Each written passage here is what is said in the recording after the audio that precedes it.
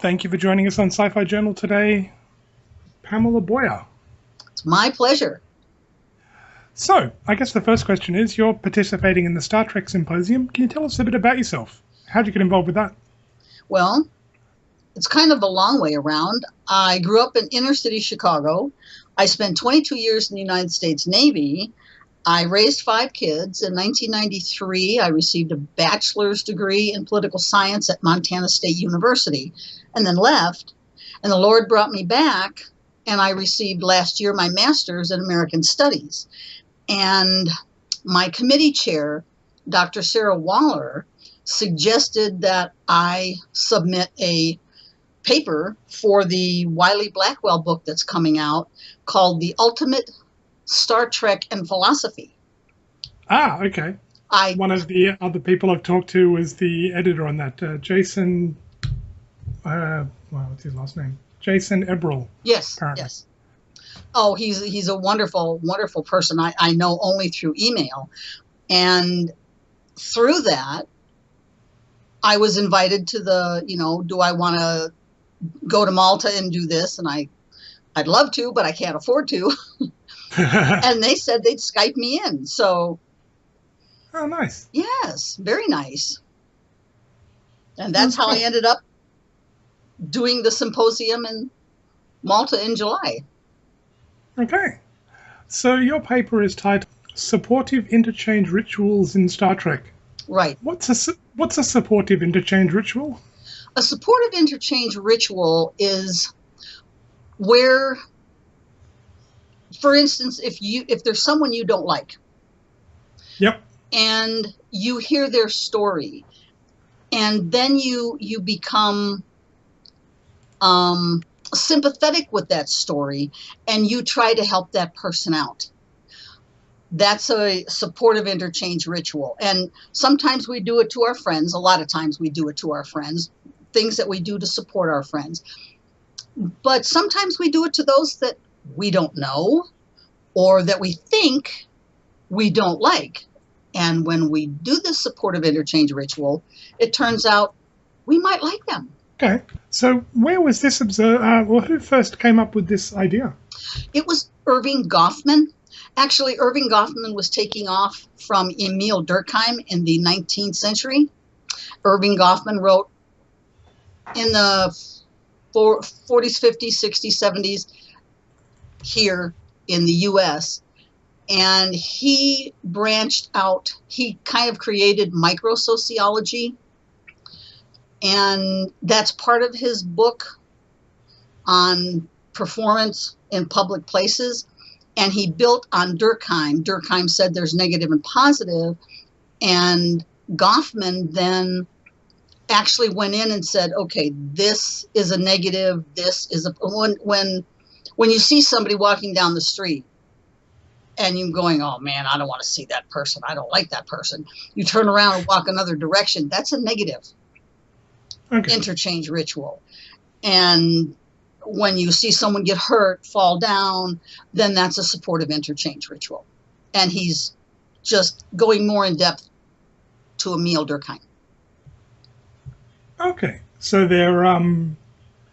so supportive interchange rituals are basically just how people interact in different ways, either to help or harm, I guess, one another. Well, the negative would be the harm, yes, and the positive would be the help, yes. Okay.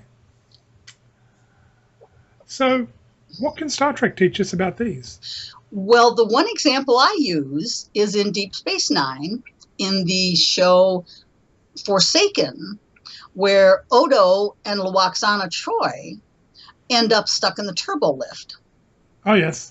Odo doesn't really want to be around Lwaxana. Mm-hmm. There is a power outage, and the turbo lift goes dark and stops. She's very uncomfortable with, she's like, are we going to fall, or what's going to happen? And she has to talk, and he wants to be silent. And she says, I can't do that. And he goes, I understand.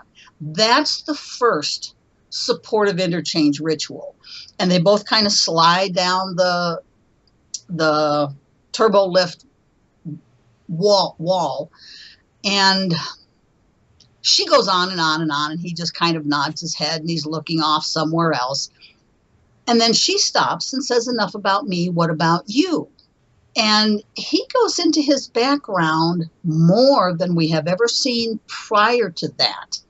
How he didn't like being in the lab, and how he had to be the life of the party, and Odo be this and Odo be that. And she says, it seems like a lonely way to grow up. And he says, oh, I didn't grow up. I just transitioned from one, blah, blah, blah. And as he's talking, she's getting very, very supportive of him and sympathetic. Of course, she's a telepath, and she's rather empathy with many different species. And then he starts to the point where he has to change. It's getting to hour 15, and he's melting. And she goes, how can I help? You can't.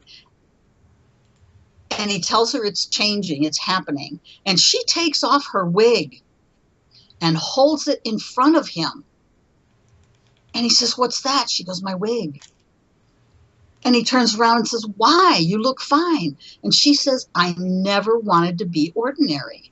So you see, Odo, even us non-shapeshifters have to change sometimes. She holds her skirts out and says, let me help you. Let me care for you. And he pours himself into her skirt. That is a supportive interchange ritual, which came from his minor supportive interchange ritual, and she gave him a greater supportive interchange ritual. And of course, when they get off the turbo lift, she's fixing her wig, and he says that he never expected her to be that way. And I thought that is so Irving Goffman. Okay. Yeah. Well, that makes sense. So that's where we see one in Star Trek. Do we see any others, or that's just the one that jumped out for you? Oh, that's the one that kind of really jumped out at me.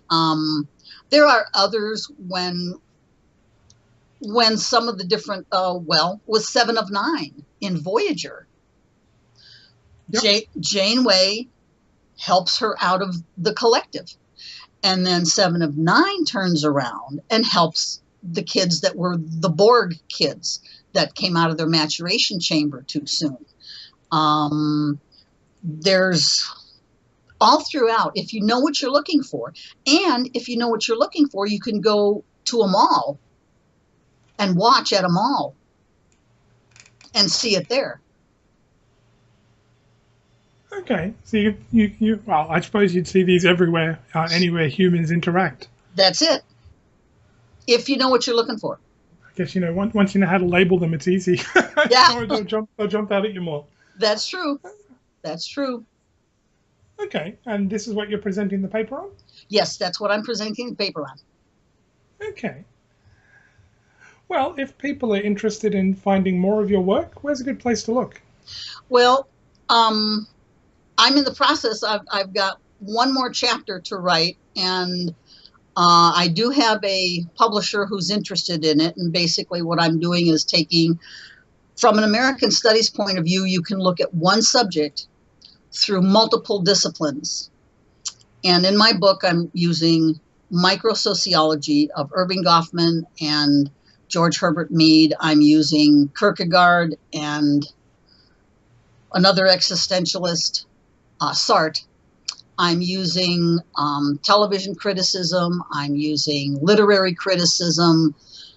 I'm using social psychology, all to look at various aspects. And I'm showing people, kind of like, here's what it is. Here are the tools, and here's how you use the tools, kind of how my book will be laid out.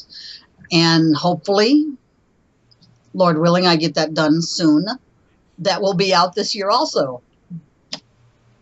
Okay, cool. So that's what will be the title of that, or you don't know yet? I'm not positive. I'm thinking of Star Trek through an American Studies or Americanist's eyes. Okay. So. Great. All right. Well, thank you very much for taking the time to join us today. It's my pleasure. Thank you for contacting me.